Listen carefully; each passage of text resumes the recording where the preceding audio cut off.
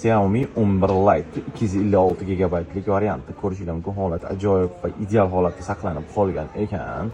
PUBG'chilar sevimli telefonlaridan biri. Saloda PUBG uchun 60 FPSda bemalol stabilni ishlab bera oladi. Yengil, qo'lni ham to'ldirib qo'ymaydi. Ixcham, ko'rinishi ham ingichka bo'lgan ushbu telefonimiz 5G podдержка qiladi. AMOLED displey, 90 Hz ekran yangilanishi, batareya sig'imi 4250 mAh bo'ladi. 33 vattli zaryadli quvvatlash bilan quvvatlanadi. PUBG'da 60 FPSda bemalol ishlab bera oladi. 2 sim karta podдержка qiladi. Hech qanday aybi nuqsoni yo'q. Telefonimizni imekalar ro'yxatdan o'tgan 30 kun davomida garantiyasi bilan qilib beramiz. Hozir Nanchida turibdi. Namangan shahar Texnoparkdagi 84-do'konimizga kelib bemalol ko'rib, tanlab olib ketishingiz mumkin bo'ladi. Aytgancha o'zi bir dona qolgan, kimga qiziq bo'lsa tezda aloqaga chiqib qo'yasizlar.